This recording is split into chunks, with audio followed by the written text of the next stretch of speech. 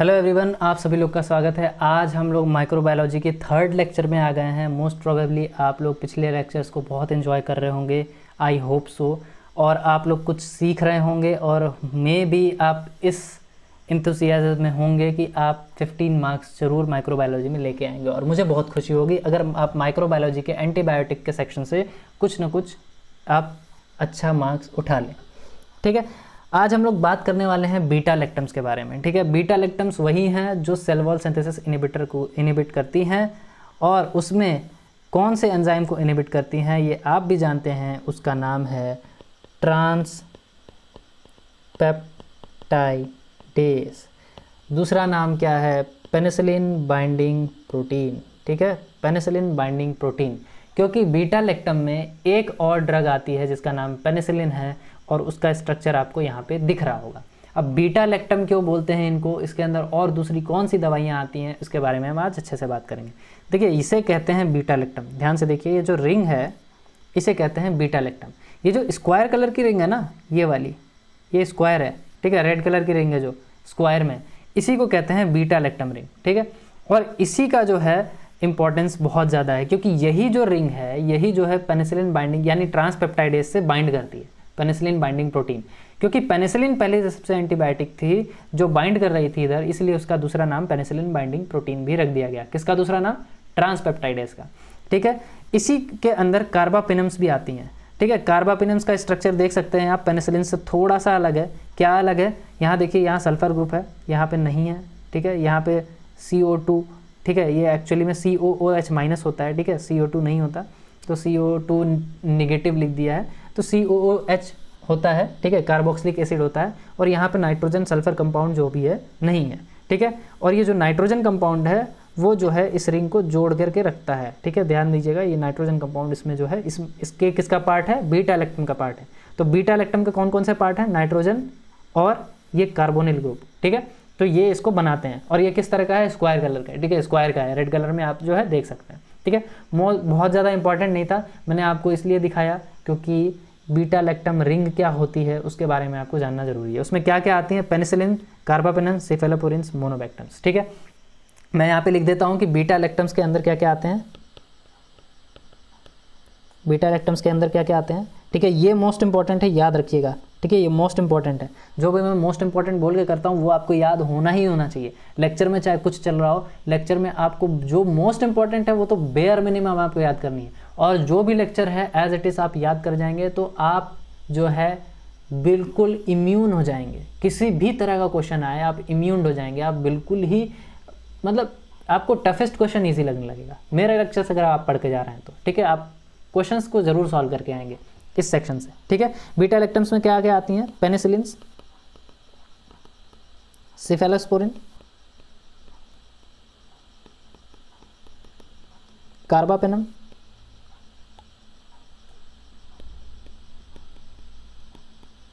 और मोनोबैक्टम्स। ठीक है, ठीक है, ये इंपॉर्टेंट क्यों है? ये इंपॉर्टेंट क्यों है? क्योंकि जब भी हम लोग पढ़ते हैं ट्रांसपेप्टाइडेज और ये सब, तो हम लोग पेनिसिलिन्स पढ़ लेते हैं। ठीक है, पेनिसिलिन्स कोई दूसरा बंदा आपको पढ़ा दिया, कहीं आप चैनल पे गए, आप बता रहे हैं कि मैंने ये क्वालिफाई किया है, वो क्वालिफाई किया है, उसने जो बता दिया आप वो पढ़ लिए। लेकिन आपके क्वेश्चन में क्या आ गया कि इसमें से कौन सा एंटीबायोटिक है, किस सेक्शन पे काम करता है, उसमें एग्जाम्पल इसमें क्या दे दिया? सेफेलोस्पोरिन्स। लो भाई, सेफेलोस्पोरिन्स पढ़ाया ही नहीं। आपको पता है कि बीटा लैक्टम क्या होता है, बीटा लैक्टम दिखता कैसा है। ठीक है, बीटा लैक्टम दिखता कैसा है, लेकिन उसमें आता क्या क्या है पता ही नहीं। ठीक है, तो मैच द कॉलम में आ गया MCQ में कि सेफेलोस्पोरिन क्या है। ठीक है, मैच द कॉलम में आ गया तो आप सेफेलोस्पोरिन पता ही नहीं है, बीटा लैक्टम्स में आता है। तो बीटा लैक्टम्स में सिर्फ पेनिसिलिन्स नहीं आती, पेनिसिलिन, सेफेलोस्पोरिन, कार्बापेनम और मोनोबैक्टम्स। और मोनोबैक्टम्स क्यों बोलते हैं? क्योंकि देखो सिर्फ इसमें और कोई रिंग ही नहीं है, मोनो है। ठीक है, मोनोबैक्टम्स, इसलिए इसका नाम मोनोबैक्टम्स है। और यहाँ पे देखो सेफेलोस्पोरिन्स।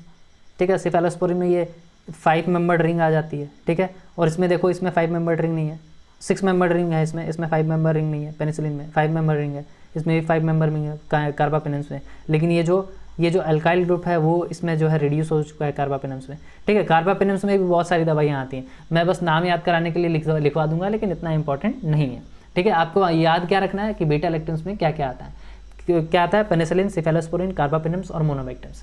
ठीक है, अब मैं आपको कुछ ऐसी ऐसी चीज़ें बताऊंगा जो सिर्फ एंटीबायोटिक्स के रिलेशन में नहीं है। कुछ ऐसी चीज़ें हैं जिनको आप डिजीज़ और जो है किसकी वजह से हो रही है वो डिजीज़, माइक्रोब्स के बारे में भी थोड़ा थोड़ा इसमें चीज़ें बताऊंगा। और ये एंटीबायोटिक से थोड़ा हट के, क्योंकि एंटीबायोटिक इन्हें ट्रीट करती है, तो थोड़ा वो इस पर्सपेक्टिव से मैं इसे कंटिन्यू करना चाहता हूँ। ठीक है, तो पेनिसिलिन के बारे में हम लोग बात करेंगे। इसमें बहुत ज़्यादा पेनिसिलिन के बारे में बात करेंगे और बहुत कम सेफेलोस्पोरिन और उससे भी कम कार्बापेनम्स और मोनोबैक्टम्स के बारे में बात करेंगे। तो हमारे लिए क्या क्या इंपॉर्टेंट है? हमारे लिए सिर्फ यहाँ 2 टॉपिक्स इंपॉर्टेंट है। ठीक है, मैं यहाँ पे मिटा देता हूँ। ठीक है, यहाँ पे हमारे लिए सिर्फ 2 टॉपिक्स इंपॉर्टेंट है। वो क्या है? पेनिसिलिन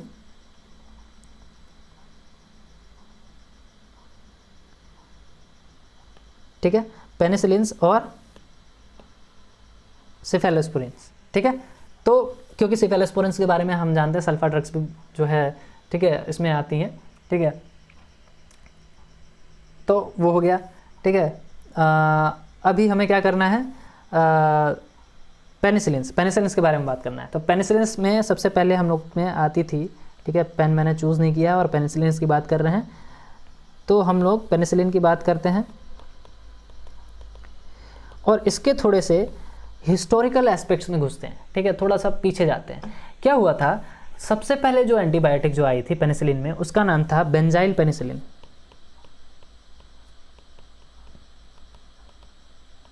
ठीक है, सबसे पहले जो एंटीबायोटिक आई थी उसका क्या था नाम? Benzyl penicillin. अब इसमें क्या है? बेंजीन जो है ठीक है, इसमें मैंने नहीं लिखा है। ठीक है, जो भी, तो बेंजाइल पेनिसिलिन। इसका दूसरा नाम क्या था? Penicillin G. ठीक है, क्योंकि ये सबसे पहले आई थी तो बूढ़ी भी हो गई आज के ज़माने में, इसलिए इसको हम लोग क्या कहते हैं? जी बोल के बुलाते हैं, पेनिसिलिन जी। ठीक है, ऐसे याद कर लो। तो बेंजाइल पेनिसिलिन जो है ये सबसे पहले आई थी। अब इसका क्या था कि इसमें बहुत इंटरेस्टिंग बात थी कि हम लोग जब भी कुछ खोजते हैं तो बहुत ज़्यादा इफेक्टिव नहीं होता, धीरे धीरे इवॉल्व होते हैं। तो इसके साथ भी वही कहानी थी कि ये ग्राम पॉजिटिव के लिए तो बहुत इफेक्टिव थी। ठीक है, इफेक्टिव अगेंस्ट ग्राम पॉजिटिव, पर ये ग्राम पॉजिटिव के अगेंस्ट इफेक्टिव नहीं थी, सॉरी ग्राम नेगेटिव के अगेंस्ट।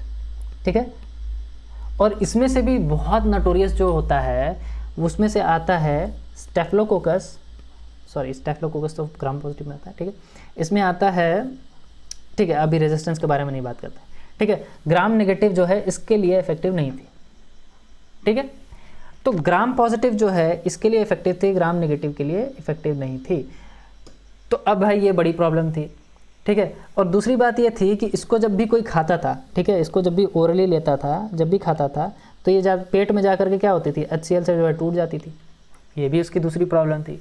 दूसरी ये थी, मैंने ग्राम नेगेटिव वाली बात बता दी, तो ओरल इसको खाई नहीं जा सकती थी। इसको क्या दिया जाता था? इंजेक्शन की तरह दिया जा सकता था। इसको क्या दिया जाता था? इंजेक्शन की तरह दिया जाता था।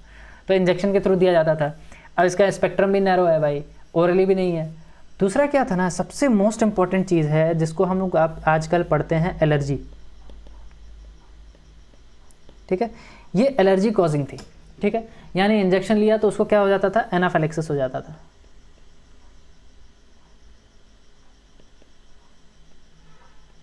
ठीक है, यानी क्या होता है? अच्छा, ये किस वाले जो है टाइप रिएक्शन में आता है आप देख लीजिएगा। ठीक है, क्योंकि यह इम्यूनोलॉजी में भी मैं ही पढ़ाऊँ, तो वो किस टाइप रिएक्शन में आता है। ठीक है, टाइप 1, 2, 3 या 4 ये आप देख लीजिएगा। मैं ही पढ़ाऊँगा, मैं ही क्लियर करूँगा, यहाँ मैं क्लियर नहीं करता हूँ। I will not make the things more complex. ठीक है, तो एलर्जी जो होती थी बेंजाइल पेनिसिलिन की वजह से होती थी। ठीक, तो सबसे पहले इनको इन प्रॉब्लम्स को सॉल्व करने के लिए दूसरी दवाइयाँ लानी थी, लेकिन हमने क्या किया? हमें पेनिसिलिन के बारे में पता था, तो हम पेनिसिलिन के ही थ्रू हम दूसरी दवाइयाँ को खोजने लगे। तो पेनिसिलिन में दूसरी दवाइयाँ आई। कौन सी पेनिसिलिन थी? अब जी तो आ गई थी, अब पेनिसिलिन वी आ गई। ओह सॉरी, पेनिसिलिन वी आ गई। अब ये क्या था कि ये भी सेम था, इसमें कुछ खास नहीं था। इसका दूसरा नाम था फिनॉक्सी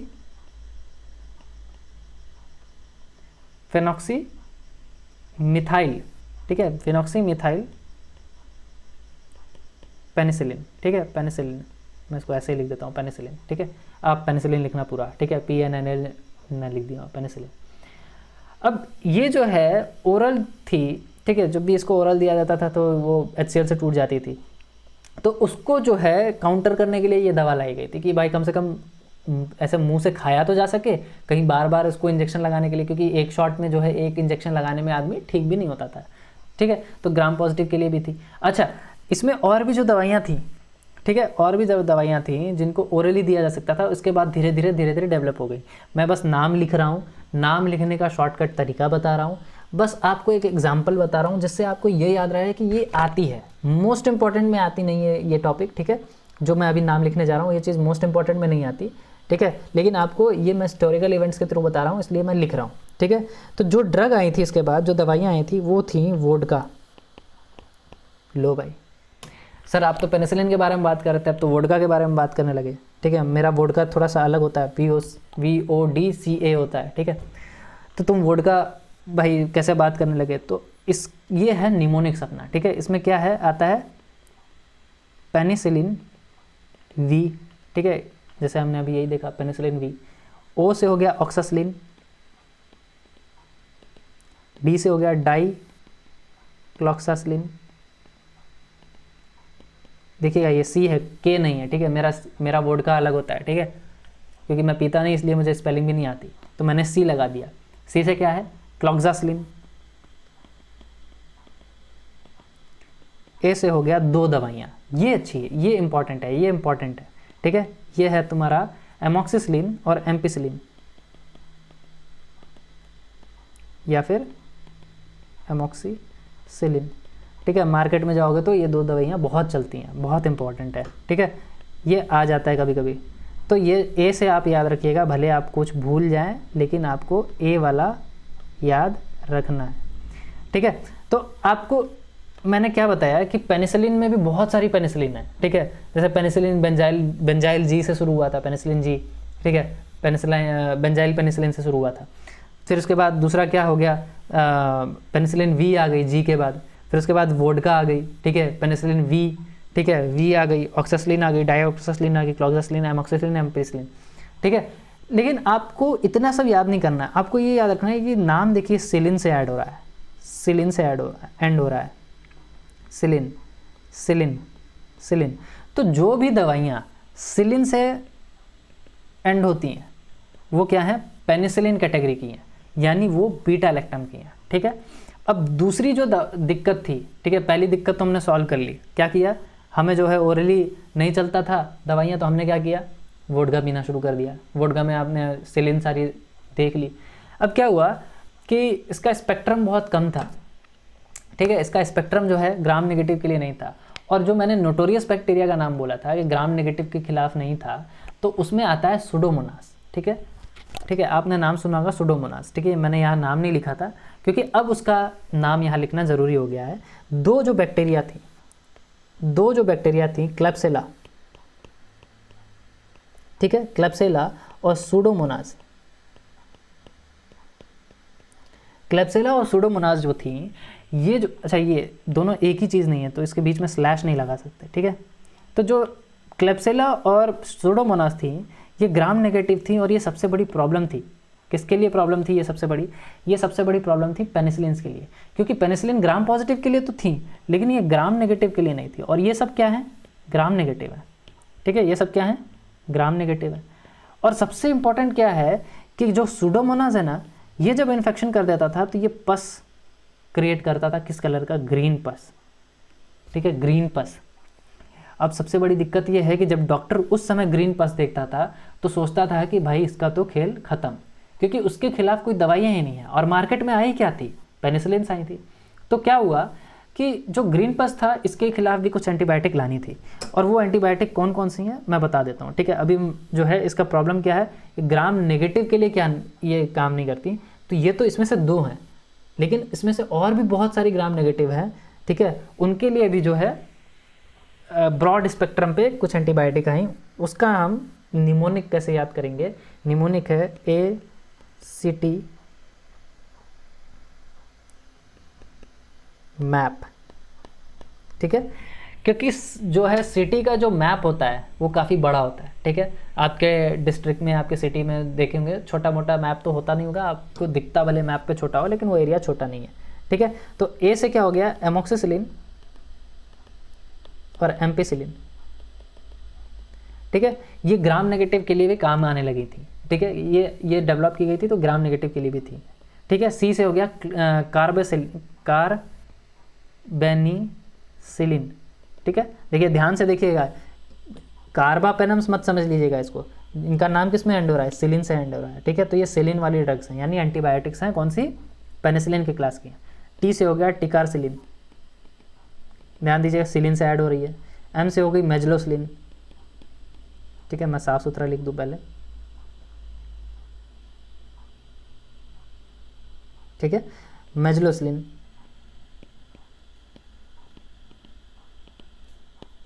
ए से हो गया अपना एजलोसिलिन, और पी से हो गया पाइपेरासिलिन,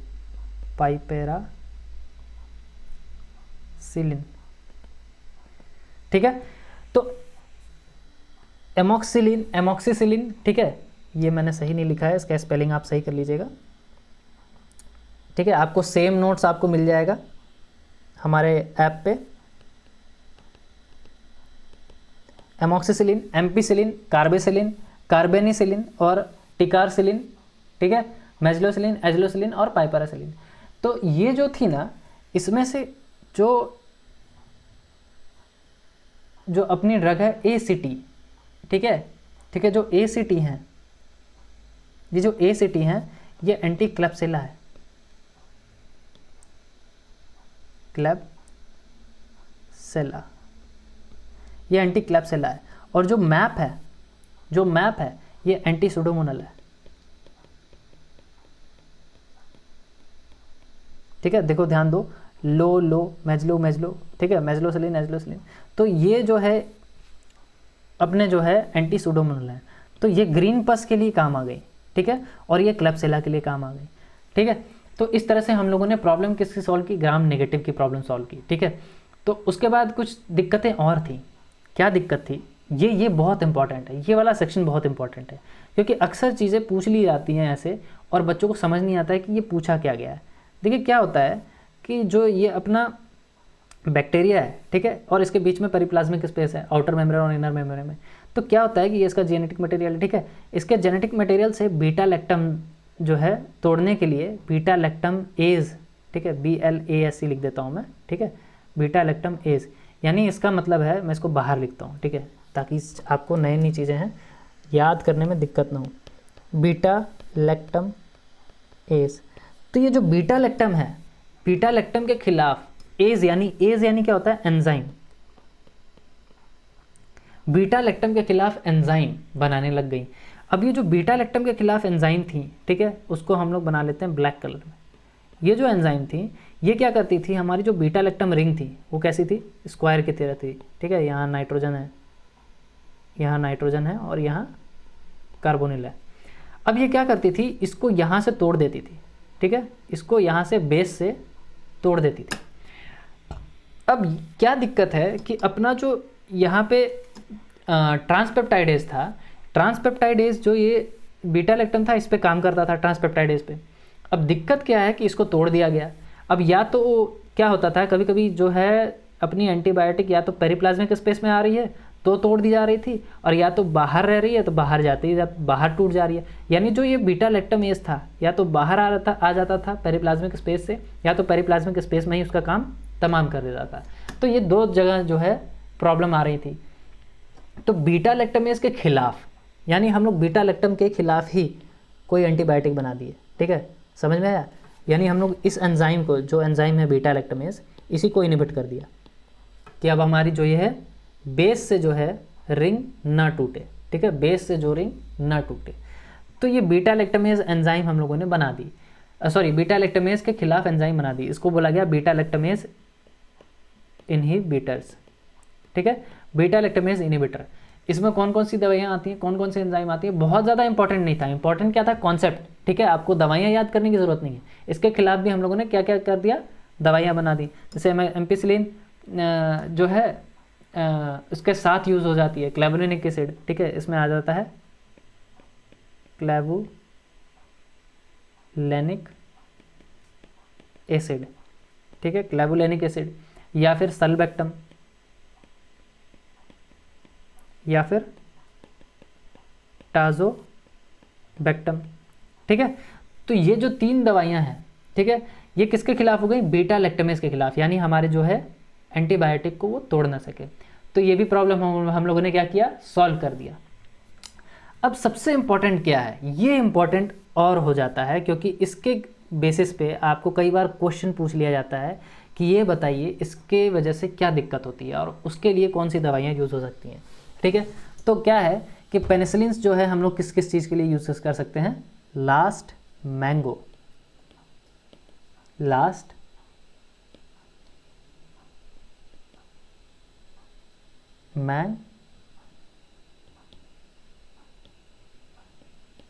मैंगो। ठीक है, लास्ट मैंगो यानी आखिरी आम। आखिरी आम के लिए हम लोग क्या यूज़ करेंगे? ठीक है, पेनिसिलिन्स यूज़ करेंगे। और ये क्या है ना, ये बैक्टीरिया है। ठीक है, ध्यान रखिएगा, ये बैक्टीरिया है या कंडीशंस है। तो बैक्टीरिया का कौन सी है? लिस्टेरिया। ठीक है, लिस्टेरिया। ठीक है, इसके लिए एम्पिसिलिन यूज़ होती है। आप सीधे सीधे याद रखिए, इसके लिए पेनिसिलिन यूज़ होती है। ए से हो गया एक्टिनोमाइकोसिस। ठीक है, एस से हो गया सिफिलिस।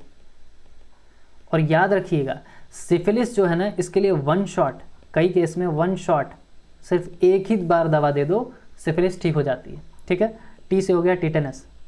पहले इसके लिए यूज़ होता था, अब इतना यूज़ नहीं होता है पेनिसिलिन्स टेटनस के लिए। और टेटनस से पहले भी टेट्रासाइक्लिन्स यूज़ होती थी, मतलब पेनिसिलिन से पहले टेट्रासाइक्लिन्स यूज़ होती थी।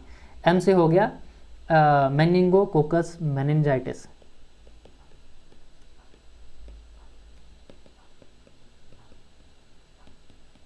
ठीक है, और ए से हो गया एंथ्रेक्स। अब ये जो गो है ना, ये है गोनोकोकस। लेकिन ये ना जो गोनोकोकस है ना, ये बहुत पहले इसके लिए पेनिसिलिन्स यूज़ होती थी, अब इनके लिए यूज़ नहीं होती है। तो गो तुम्हारा क्या हो गया? गो हो गया। गो मतलब गॉन। ठीक है, तो इसमें हम लोग सिफिलिस जो होता है, इसमें हम लोग यूज़ कर लेते हैं। ठीक है, मेनिंगोकोकस में यूज़ कर लेते हैं। और कभी कभी जो यूरेथ्रल इन्फेक्शन होता है मेनिंगोकोकस के इसकी वजह से, सिफिलिस की वजह से, ठीक है, तो उसमें यूज़ कर लेते हैं। ठीक है, यूरेथ्राइटिस हो जाता है कभी कभी। ठीक है, कभी कभी मिक्स इन्फेक्शन हो जाते हैं, तो उसके लिए यूज़ हो जाता है। इतना सा पेनिसिलिन के बारे में आपको जानना है। ठीक है, हम लोग सिफेलोस्पोरिन के बारे में बहुत थोड़ा सा बात करेंगे। ठीक है, क्या बात करेंगे? अगर आपको गलती से क्वेश्चन आ गया, गलती से, क्योंकि क्या होता है ना कि मैक्सिमली ऐसे पूछ लेता है कि सिफेलोस्पोरिन का मैकेनिज्म ऑफ एक्शन क्या है, तो आप क्या बताओगे? बीटा लैक्टम एंटीबायोटिक है, कहाँ काम करती है? ट्रांसपेप्टाइडेज पे काम करती है। कहाँ काम करती है? पेनिसिलिन बाइंडिंग साइट पे काम करती है, यानी जहाँ पेनिसिलिन बाइंड करती है वहाँ पे कार्बापेनेम्स भी काम करती हैं। ठीक है, कार्बापेनेम्स भी सिफेलोस्पोरिन्स भी। तो सिफेलोस्पोरिन के बारे में बहुत थोड़ा सा बात करेंगे। ठीक है,